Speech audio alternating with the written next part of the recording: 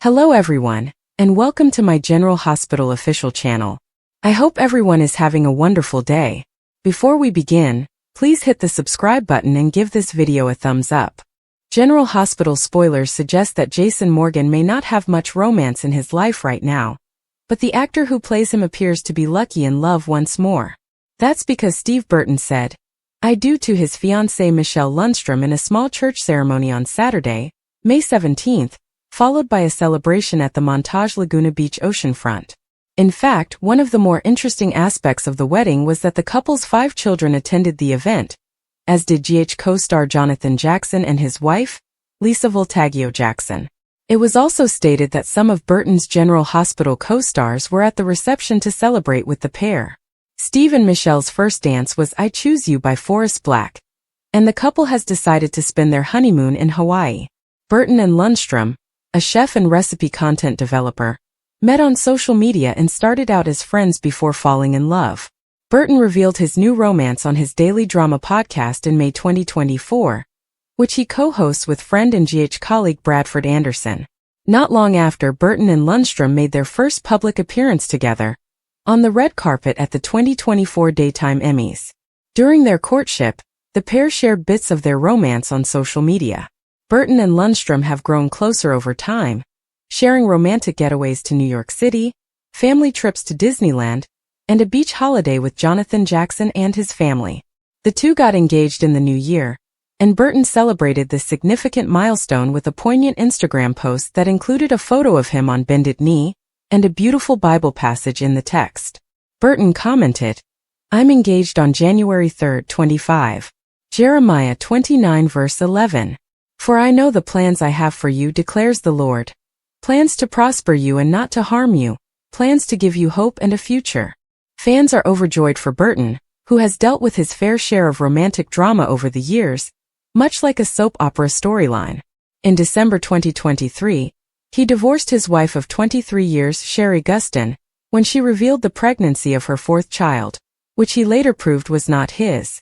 According to General Hospital spoilers, Burton appears to be extremely happy with Lundstrom, and on behalf of everyone here, we wish the couple love, laughter, health, and a lifetime of wonderful memories. Raise a glass to Steve Burton and his gorgeous wife Michelle Lundstrom. According to People, the happy couple married on May 16th in an intimate Orthodox church ceremony. This day isn't just about a ceremony. The General Hospital's top executive was quoted as saying, "It's the beginning of forever with the love of my life." Lundstrom's daughters from a prior relationship, as well as Burton's children from his previous marriage to Sherry Gustin, McKenna 21, Jack 19, and Brooklyn 10, attended the poignant wedding. It was only 3 years ago that Jason's actor announced his separation from Gustin, saying, "I wanted to clarify something up. Sherry and I have separated." She recently confirmed that she is expecting her 4th kid. "The child is not mine." Then. In 2024, the soap opera star, who has previously been on Days of Our Lives and The Young and the Restless, made social media official with his new beau, a contestant on Season 2 of Netflix's Barbecue Showdown.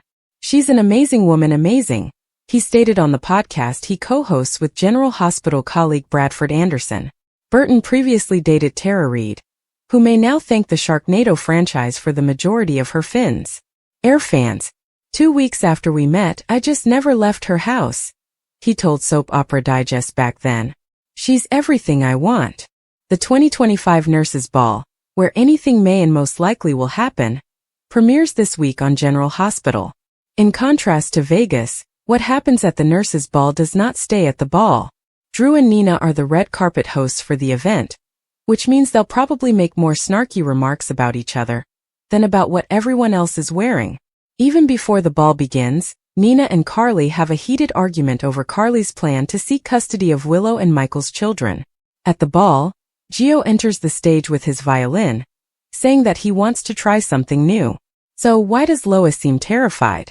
Sidwell, Jordan, Ned, Willow, Drew, and Sunny's surprised expressions are captured as the announcer teases, "You'll never believe who crashes the ball."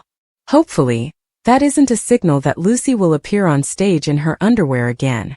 Of course, we immediately think of Michael Corinthos as the ball crasher, but it's more likely that Lulu will provide proof that Gio is Brooke Lynn and Dante's baby. However, The nurse's ball has a history of violence, so Sunny's would-be assassin may make another attempt on his life and emerge from the shadows. Anything may happen at the nurse's ball. At Metro Court, Jason listened as Aunt Tracy told him about Brooklyn having a baby in high school and giving him up for adoption. "I need you to find him," Tracy whispered. "And Brooklyn wants you to find her son?" Jason inquired. "If she does, I should be having this conversation with her." Jason realized immediately that Brooklyn was unaware of Tracy's plans. He recommended her to leave the situation alone. Tracy declined and blamed Gloria and Lois for the disaster. "If they cared about that boy, they would have made sure he was raised a Quartermaine," Tracy lamented. "That's as much a curse as a blessing," Jason observed. "This isn't my business. I'm not getting involved," he stated. Tracy refused to give up and made Jason an offer. "In exchange for your services, I am willing to do something that could help your friend Sunny. If you find Brooklyn's child, I will withdraw my support for the anti-Sunny campaign and instead urge for him to maintain his waterfront property." Jason was astounded that Tracy would do this. "For my great-grandson, this means a lot to me. Jason, he is a Quartermaine," Tracy added. "He deserves to know that." Jason gently informed Tracy that he could not assist her out of respect for Brooklyn. "You know you have sealed Sunny's fate.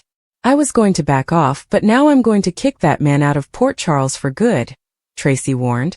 In Lulu's living room, Carly tried to divert Lulu's attention away from Brooklyn's kid. "I know you believe you are doing the right thing by wanting to reconnect Dante with his son, but if you do this, you're making a terrible mistake," Carly warned. "I am having a very hard time keeping this secret from Dante," Lulu complained, as Carly admonished her for even considering finding out who Dante's son was. "I think I already know, and I believe he's right here in Port Charles," Lulu blurted out. Carly's ears perked up. "Who do you think Dante's son is?" Carly asked. "It's Gio," Lulu responded. Lulu explained how she reached this opinion. First, Gio shared the same age as Brooklyn and Dante's son. Furthermore, Gloria and Carmine took Gio in after his mother died. Carly believed that was a huge leap to take. "Not if you saw what I saw last night," Lulu responded. Lulu informed Carly how Lois defended Gio at the hospital, as well as Dante's assertions that Lois and Gloria were always overprotective of him. Lulu even considered the possibility that Brooklyn knew Gio was her son. "My theory makes sense. Gio is probably Brooklyn and Dante's kid. If he is, I have to tell Dante," Lulu said. Carly advised Lulu to consider Joe's sentiments and how he would respond to the news. However, Gio lost both of his parents. "If I'm correct, I'd give him a family," Lulu stated. "Would it be better for Gio to learn the truth instead of living a lie?" Lulu asked. Carly accused Lulu of playing God. Lulu recognized Lois had gone to Sunny for aid with Joe's education since she knew he was Joe's grandfather. However, Lulu was unsure whether Sunny was aware of this. Carly told Lulu she needed confirmation that Gio was Dante's son. Laura hastily informed Sunny that he could not sell his peers to Sidwell. Sunny believed that selling may solve their difficulties. Laura could not disagree more. "He is a dreadful man. He kept my son prisoner. He almost killed him," Laura explained. Sunny wanted Laura to see the full picture. "I do not trust Sidwell either. But sometimes it's worth cutting a bargain with the devil," Sunny explained. He sat Laura down and explained that if he sold his peers, Laura would be free of him, and the referendum would no longer be an issue. Laura did not care about Sunny's reasoning. "I do not want Sidwell to establish a power base here in Port Charles," Laura remarked. "Frankly, I'm surprised you'd let him do that, even if it's for a large sum of money." Laura understood what would happen after Sunny informed her it wasn't about the money. "That only means one thing. You're planning your exit strategy," she remarked. Sunny admitted that Laura was correct. He wanted to take a break from the business and devote more time to his family. "Do guys in your line of work get to retire?" Laura asked. Sunny recognized it would be difficult, but he had no intention of abandoning Port Charles. "I think it's time for me to have a fresh start," Sunny told me. Laura was concerned about what would happen if Sidwell took over Port Charles crime. Sunny promised Laura a smooth transfer of power. Laura was unsure about that. I think he's going to usher in a whole new level of crime and violence in this city, she told me. Sunny wondered who was responsible for keeping Sidwell in check. Laura understood it would be her, and she was being unreasonable in expecting Sunny to prioritize the city over his family.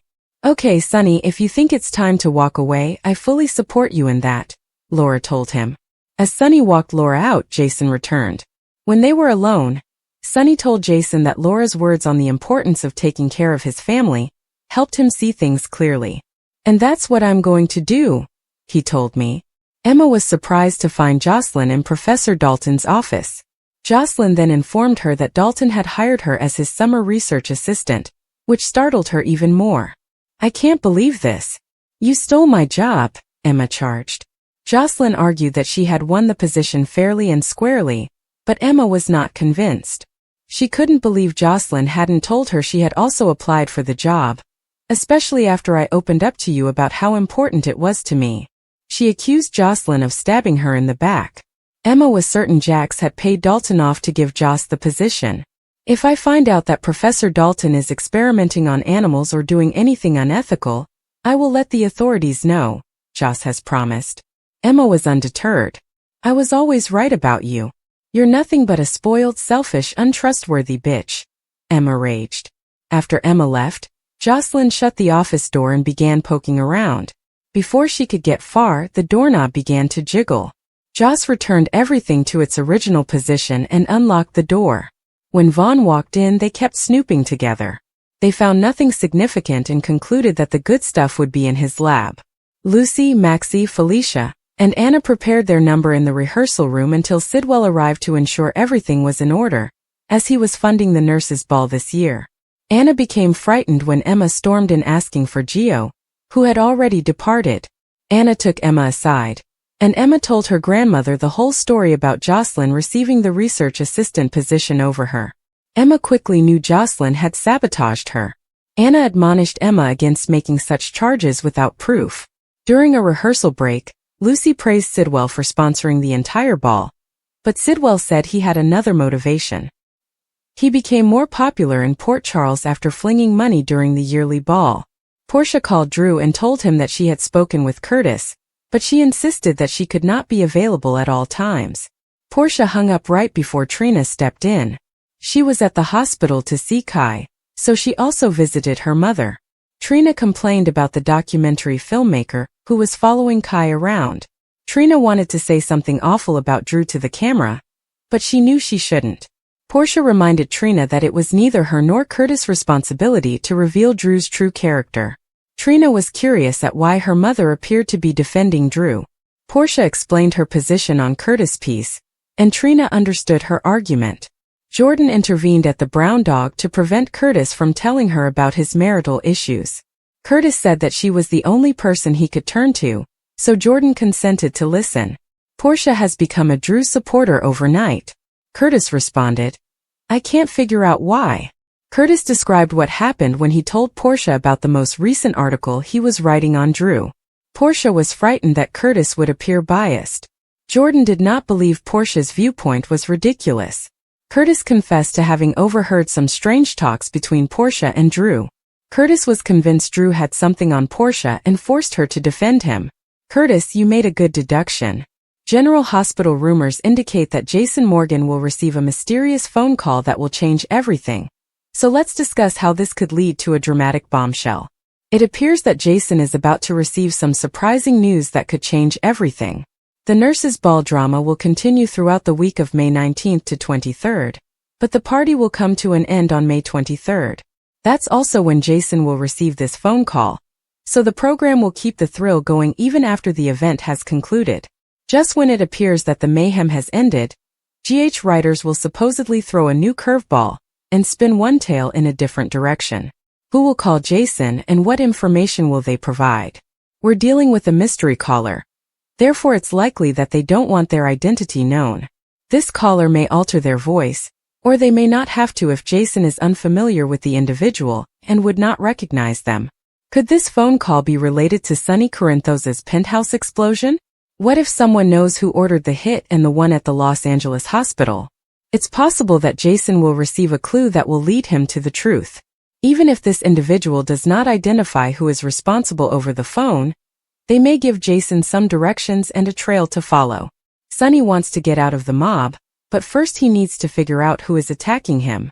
Since Sonny is exploring a deal with Jen Sidwell, he wants to be certain that Sidwell isn't behind the assassination attempts. Ava Jerome's advice. According to General Hospital spoilers, Ava Jerome will try to give Portia Robinson some advice. Portia failed to provide adequate cover for Curtis Ashford, and he is now suspicious. Ava knows what is going on with Drew Kane. Therefore, she will encourage the good doctor to take another strategy. Friday, May 16, 2025. Nina Reeves will make a large request of Carly Spencer.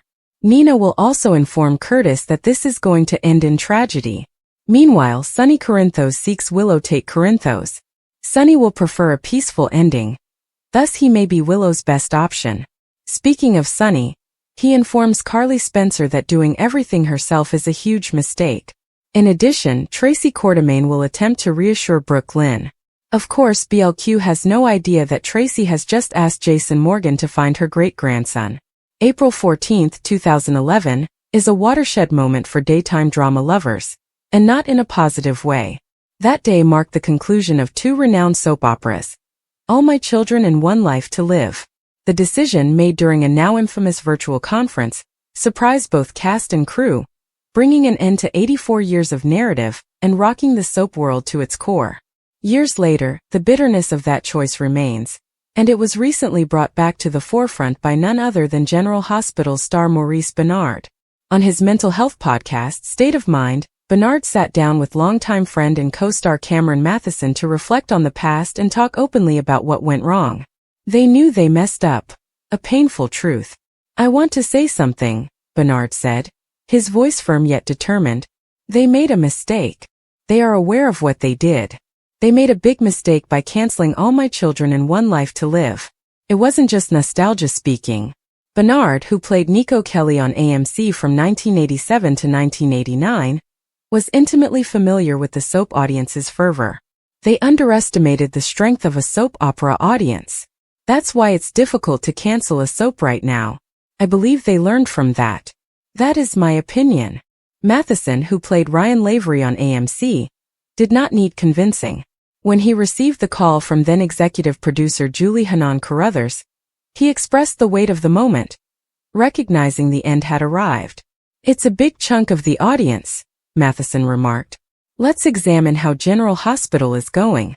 Fans bring loyalty, both on network and streaming platforms. What Frank Valentini is doing over there to ensure that we get new eyes on it. I'm sure you're right. I bet there are folks who deeply regret their decision. Benard did not miss a beat. I felt that years ago that they know they messed up. Short-lived replacements, long-lasting regret. It's difficult to argue with him.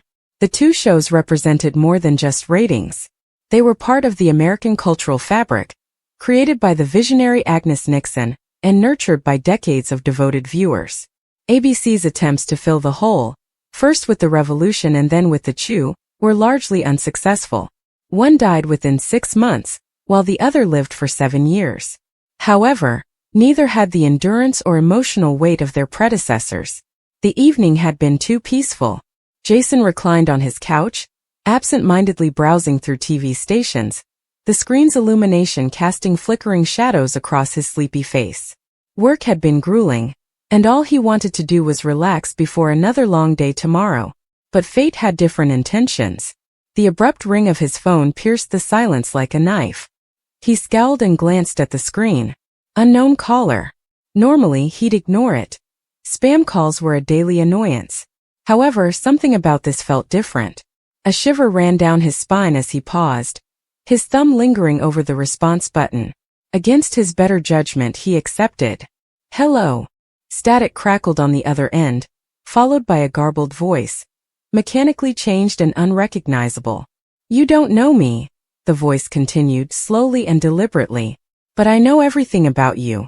And if you want to know the truth about what happened that night, meet me at the Old Docks in 1 hour. Come alone. The call went dead. Jason sat transfixed, his grasp tightening on the phone. That night. Only one night could be spoken to with such seriousness. The night his older brother, Daniel, vanished without a trace. 5 years. 5 years of unresolved questions, dead ends, and sleepless nights. The police had ruled it a runaway case. After all, Daniel was 19 years old. He was old enough to depart if he wished. But Jason knew better. Daniel was not the type to simply disappear. He was responsible and dependable, the type of person who texted when he was running late. Then one evening he was gone. No note. No calls. No clues. Jason had spent years looking, following whispers and stories, but the trail had gone cold. Until now. His hands shook as he stuffed his phone into his pocket and grabbed his jacket. The docs. 1 hour. He didn't know who had phoned or what they wanted, but he couldn't ignore it. Not when it could ultimately lead him to the truth. The drive was a blur. His thoughts raced with possibilities. Was this a trap? Is this a nasty joke? Or was he finally going to obtain answers? The old industrial docks were deserted at night, a graveyard of rusty shipping containers and deteriorating concrete. The air smelt like salt and decay. Jason parked near the entrance, his heart pounding in his throat as he stepped outside. The only light came from a single flickering street lamp, which formed long skeletal shadows. He surveyed the area, but no one was visible. Then movement. A man came from the darkness, hooded and face veiled. Jason stiffened his muscles, ready to run or fight. "Who are you?" he demanded, his tone rougher than he intended. The guy paused a few steps distant. They slowly reached up and lowered their hood. Jason's breath caught. It was a woman in her early 40s, with sharp features and dark eyes that looked haunted. Nonetheless, it feels familiar. "Don't you recognize me?" she inquired, her tone no longer twisted. Jason examined her face, attempting to identify her. Then it struck him. "Lena?" His voice was scarcely a whisper. She gave a sad nod. Lena Mercer. Daniel's ex-girlfriend. The person who had moved away soon after his disappearance. The one the cops had questioned but cleared. "What the hell is this?" Jason's confusion turned to wrath. "You call me out in the middle of the night, after 5 years of silence?" "I couldn't come forward before," she admitted, her voice calm but strained. "But now things have changed. You deserve to know the truth." Jason's stomach churned. "What truth?" Lena went into her coat and took out a little yellow packet. This was never supposed to be found. Jason grasped it with shaky fingers and tore it open. The inside had a single image. When he saw it, the world shifted. It was Daniel, smiling and vibrant, standing next to a man Jason knew all too well. Detective Carl Hargrove, the lead investigator in Daniel's case. Jason's vision clouded. What is this?" Lena's expression was bleak. Daniel learned something he wasn't meant to. Hargrove was dirty, part of a drug ring that operated out of the precinct. Daniel had proof. He was about to expose him. General Hospital spoilers for Monday, May 19th, state that Michael Corinthos' paternity secret will be jeopardized, while Sonny Corinthos urges Willow Corinthos to request a postponement. Now that Sonny is looking for a road to peace, he will ask Willow to postpone the hearing, at least until Michael has recovered enough to return to Port Charles. Willow may be tempted to go along with Sonny's plan, but Drew Kane's grip on her is quite powerful. Willow will have a difficult time opposing Drew now that he has advocated for his Michael is an absentee father tactic. Meanwhile, Carly Spencer may concede she is responsible for this custody problem, infuriating Nina Reeves. Carly will irritate Nina and receive a slap across the face as a result of her desire for custody of the children while Michael is away. Jocelyn Jacks may catch the finish of this altercation and wonder what the hell is going on when she arrives. It won't be long before Carly opens up to Jocelyn and receives some comfort. Next, Sasha Gilmore Corbin will flip out when Rick Lansing summons her to testify. Sasha is concerned that their false baby daddy cover-up may be jeopardized. Therefore, Jason Morgan will be informed. Michael breached his marital vows and got his ex-girlfriend pregnant, which could jeopardize his custody hopes if revealed in court. That is something Sasha will undoubtedly worry about, so she will inform Jason of her growing fears. Curtis Ashford will stand by his charge at Aurora now that he has exposed Drew for blackmailing Portia Robinson. Despite the lack of proof, Curtis will bash Drew and may persuade him to accept it's real. Drew has no incentive to back down when he has the upper hand, so he'll be feeling big and in command on Monday's GH episode.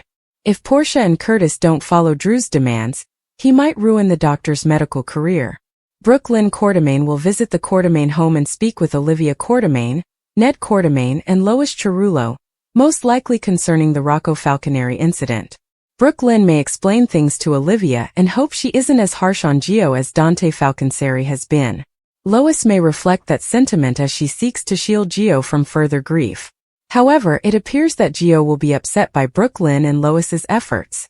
Since Dante has been screaming about how Gio has been coddled, Gio will defend his capacity to handle things for himself. Brooke Lynn will eventually worry that she has created a worse mess of things when she confides in Tracy Quartermaine. Lulu Spencer will discuss her ongoing quest for evidence with Cody Bell at the Quartermaine stables. Lulu will go to any length to prove that Joe's mother, Camilla, was never pregnant.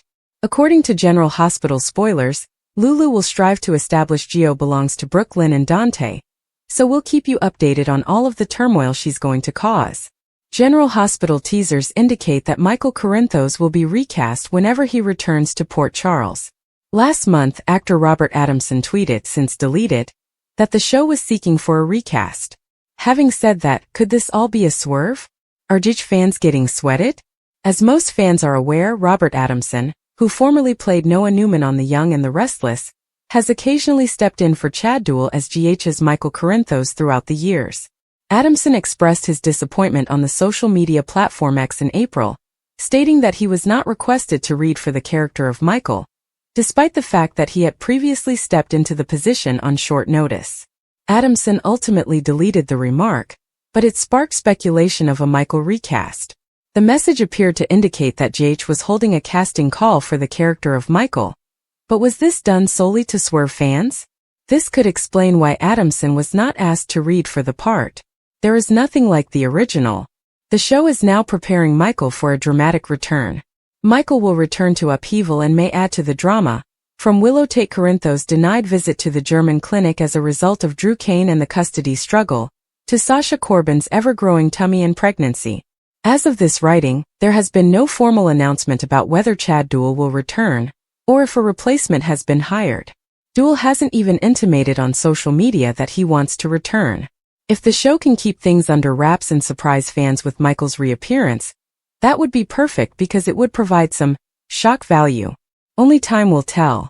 According to General Hospital teasers, fans should expect Michael Corinthos to return shortly. While a recast seems inevitable for the character's return, might Michael return in a right place, right time position to assist Sasha Corbin in giving birth? Welcome to the world, baby Corinthos. Soap babies rarely join the world in normal circumstances. They either arrive way too early or are delivered amid a storm, a stalled elevator, an isolated cabin, or on the side of the road. Baby Corinthos' arrival into the territory of Port Charles will most likely be similar. While Jason Morgan has done an excellent job of caring over Sasha and her kid while appearing to be the biological father, he cannot be everywhere at once. Disaster strikes just as Michael returns. Sasha isn't due for a few months, but that doesn't mean she won't have her kids sooner. Could a tragedy befall the small town? Perhaps a storm or tornado? Or maybe Sasha is caught in the middle of a mob explosion. This may not happen in May, but it could occur in June, closer to Sasha's due date. Early enough that if she goes into labor, there will be concern, but not so early that the baby has a slim chance of survival.